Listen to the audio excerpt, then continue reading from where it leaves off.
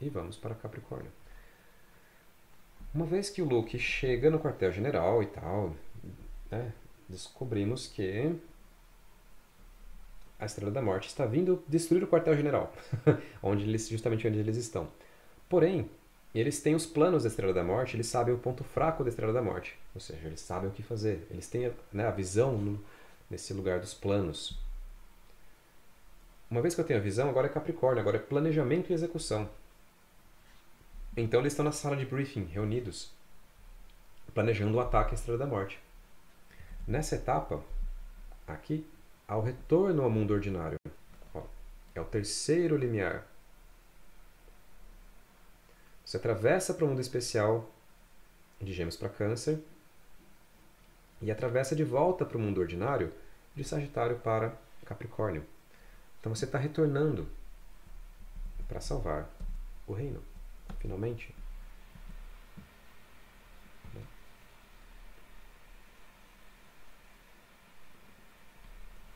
Bom, essa ideia de planejamento e execução, pragmático, tem tudo a ver com Capricórnio.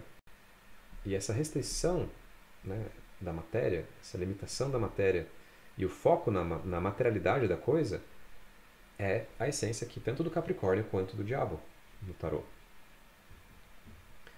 A materialidade indica o quê? Um resultado prático para o reino, porque a mudança espiritual já aconteceu. Essa que é a ideia. Porque aí você pensa, nossa, eu já derrotei o dragão, por que eu ainda tenho que ter um inimigo para derrotar? Sim, a ideia é que a vitória contra o dragão é uma vitória espiritual. Agora você retorna para o reino para uma vitória concreta, material. Uma mudança de fato no reino. Já que é isso que iniciou a história em primeiro lugar. Né? Por isso, essa etapa é um grande chamado ao dever. A jornada ainda não acabou. Tem uma frase importante que é: depois da iluminação, a roupa suja. A iluminação não resolve, ela não torna a sua mente automaticamente perfeita. Todo mundo acha que despertou, se iluminou, tenho perfeição psicológica. Não, você ainda tem todo o seu karma para lidar. A roupa suja, digamos. Mas você pela primeira vez tem condições de fazer isso, porque você finalmente consegue habitar o momento presente. E habitando o momento presente, você sabe o que fazer a cada instante. Então, se saber o que fazer, enxergar, tem a ver com a etapa 9. E aqui ok, saber o que fazer é uma coisa, fazer é outra. Então, esse é o fazer. Né?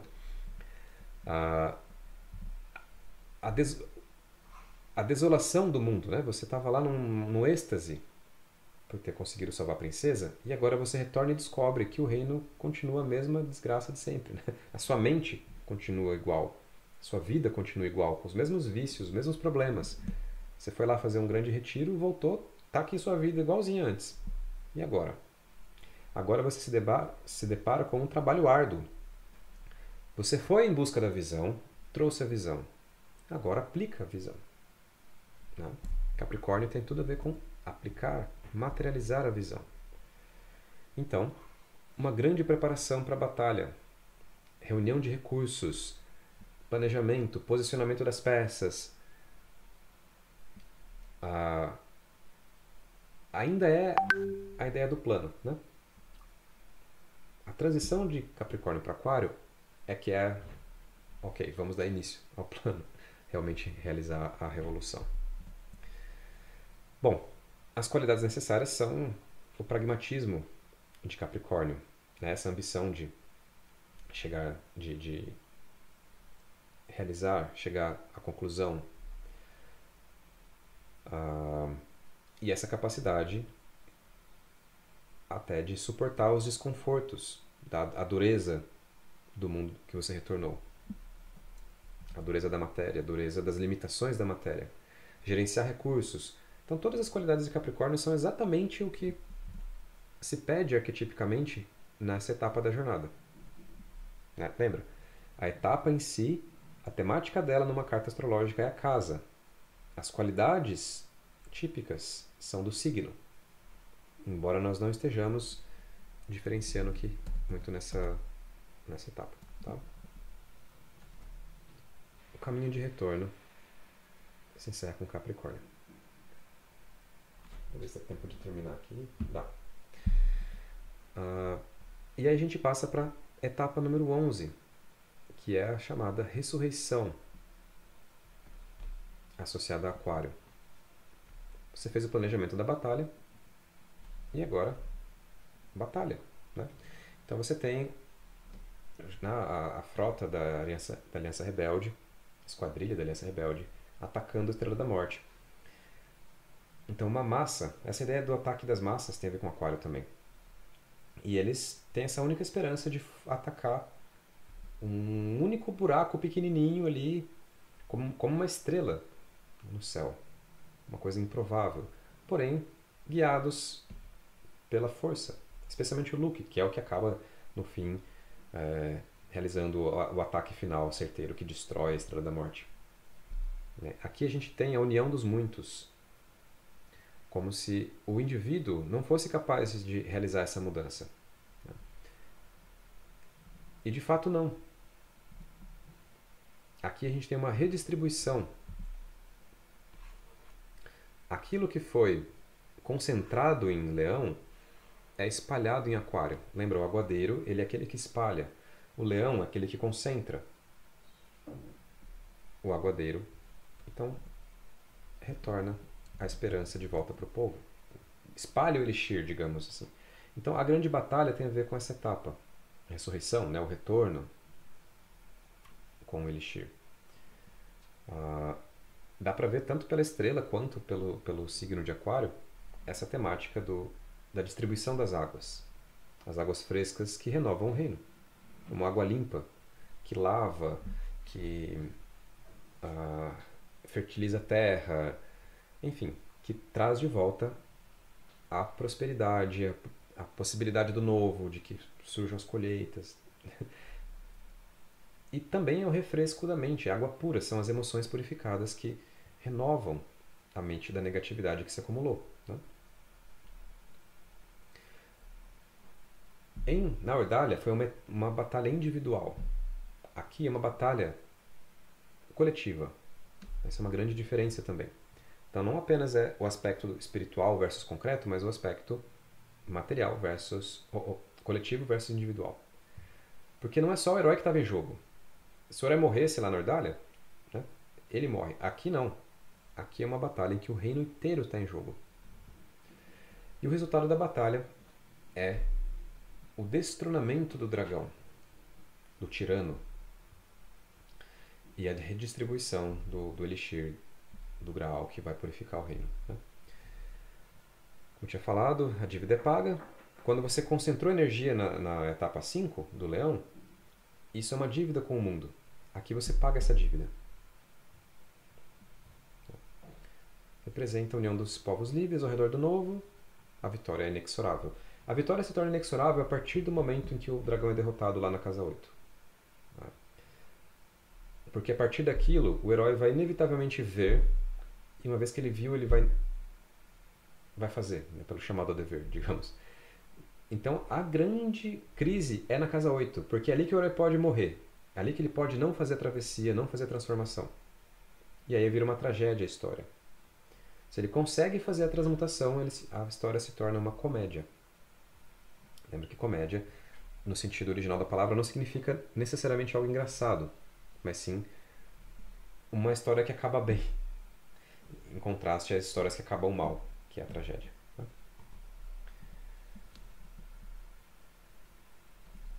Claro que todas essas etapas da jornada, elas têm muitas formas de aparecer. Muitas. Eu dei o exemplo do Guerra nas Estrelas porque é didático. Mas a gente vai ver em outras histórias aqui diferentes maneiras desses mesmos temas aparecerem, desses mesmos processos, porém com uma roupagem diferente. Né? E por fim, Peixes. A gente vai para a etapa onde o reino é restaurado, a fertilidade do reino restaurada. Você teve a ressurreição, né, o retorno dos mortos, o retorno do Elixir. O Elixir foi redistribuído, o Elixir curou o reino. E agora é o processo de restauração e ao mesmo tempo de dissolução do herói, uma vez que ele não é mais necessário. Você começa de fato a sair, a transcender a história. Então aqui você se encaminha para o fim. No Guerra nas Estrelas tem a etapa, tem essa grande premiação, né, onde eles passam em desfile diante de todos os membros da aliança e recebem medalha da princesa. E isso é uma imagem muito interessante porque é representativo do processo de transcendência também, onde toda a mente está como numa assembleia ativa, presente, integrada, unida, em êxtase ao redor do Sol, né? O Sol, a consciência crística, a consciência solar. Essa completude também aparece no arcano do mundo, onde está tudo presente, todas as peças se encaixando. Mas, enfim, nessa história eles recebem a medalha pela vitória, pela restauração do reino, ainda que parcial, né? Porque é o primeiro filme da trilogia ainda. E esse é um ponto importante, porque a trilogia como um todo tem a estrutura da jornada do herói, né? Como isso um ciclo, mas cada filme também tem, cada membro da trilogia, né? Como A Nova Esperança, também é uma jornada do herói por si só, né? Com as 12 etapas. Por isso a gente pegou um filme e viu as 12 etapas. Mas se a gente pegar os 3 e emendar os 3, a gente também vai poder dividir em 12. É como um fractal. Tá? Aí nesse caso, juntando os 3 filmes, o primeiro filme acaba aqui, o segundo acaba aqui, o terceiro acaba aqui. A gente vai ver melhor sobre isso também. E por que trilogias são tão comuns, né? Tá.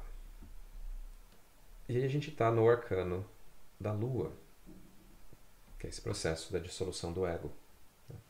É a dissolução do ego que leva à mediunidade, que leva à transcendência, mas que também pode ser um ponto de reinserção de karma.